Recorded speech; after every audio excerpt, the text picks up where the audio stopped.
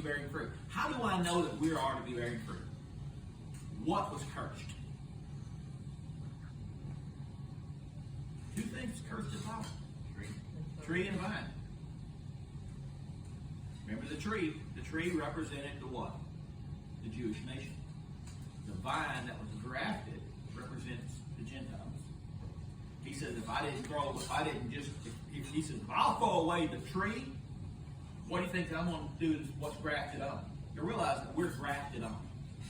He took us and made us part of Him. This is our responsibility. So we have responsibilities. Don't you realize that His burden is light? Doing these things. You see the trickle down effect, David? Man, when you start doing the right thing, I've noticed a huge change in you. A huge change in you. You are now a person that I would love to have working for me. You have no idea how much I would love to have you working. You've become that person. Lance, I see so much potential in Lance. Yes, I am hard on Lance. You know why I'm hard on Lance? Because he has potential. Great potential. Do I want to choke him? Stab him? Not necessarily stab him, but choke him, yes. He's my boy. And if I did not have set standards for him,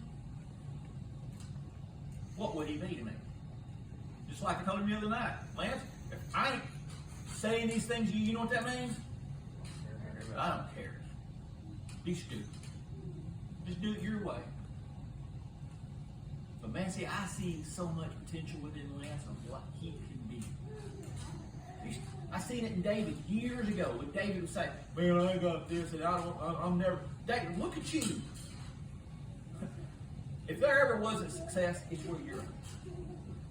So each and every one of you, I see success in all of y'all. I've told you guys, I see them. So, I say all this stuff in the close. We're about to enter into a new phrase. I'm not certain to where, again, I started this whole thing off by telling you guys that I know that there's a shift happening. I've got to realign myself to this shift because God moves just to make sure that we're following Him. He changes just to make sure that we're paying attention. And I see this thing, and I see it now, and I realize that one of the reasons why it's not happening because I've not followed in my road. I've followed my path that He's laying out for me. If you don't set standards for me, what is then your expectations? If I don't set standards for you, then what is my expectations for you? Do you realize what I see in y'all? Do you really realize what I see in y'all? I see a church. I see a church. I see an effective ministry. That's what I see. This is not the church. This is not the ministry. You realize what this is. AJ sees it, but when I say this word, this is called team building. This is where we're at. We've not been blessed. We've not, let me rephrase this. AJ, every Burger King in the world wants to say swamped, and not necessarily swamped, but have a good profit flow all the way through it. But if your team is not ready for that, what's going to happen? Amber and I will go through like a restaurant, a fast food, and we judge it. I judge it by Burger King and service. 8 times out of 10, that's why a lot of people won't come back. Bad service, you can't get people. So the thing is that A lot of people tolerate that. isn't that church? So we're not getting good service church. If I ain't getting done quick enough for them, they're gonna leave. So we got to work on that. But you see what I'm saying? God is wanting to build something within us. He's wanting to make a change. He's wanting to make a difference.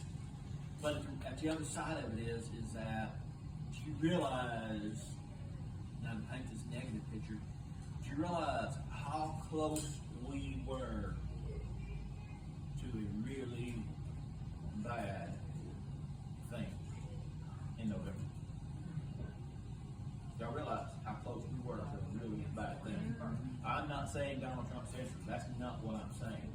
But what I'm saying is that field of thought, that line of thought that was catering to all this is that line that's leading this.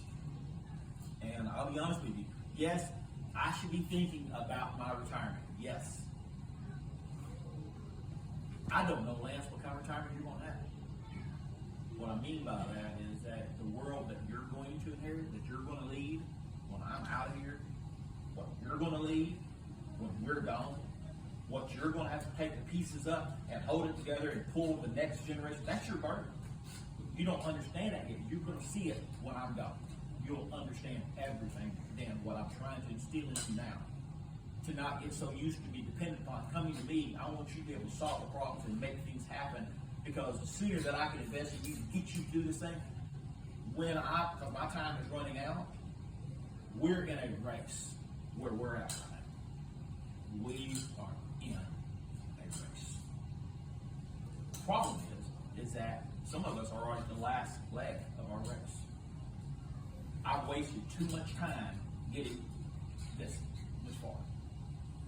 It's time now to, you guys are going to have to get a grip of this thing.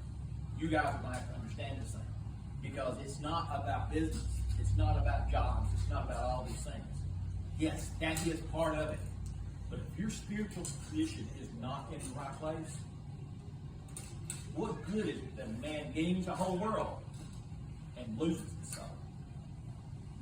How many rich men have I ever seen? He said it's easier for a camel to get to the eye of a needle than a what? A rich man to get into heaven. Then what is the last thing you should pursue? Isn't that funny? The last thing is the first thing we think about. Have all that wealth, you have everything, you don't need God. When Jesus told him, what did he tell the rich man? Sell all that you have. So many of us cannot live in the blessings that God wants us to live in because all we want is all that holds us back.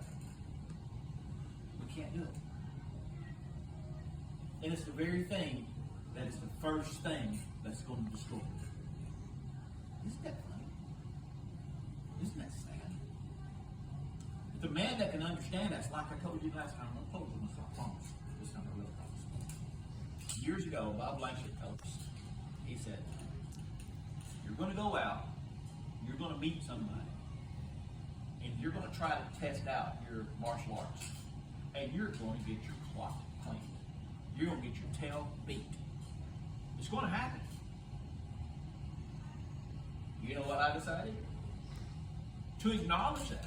Okay.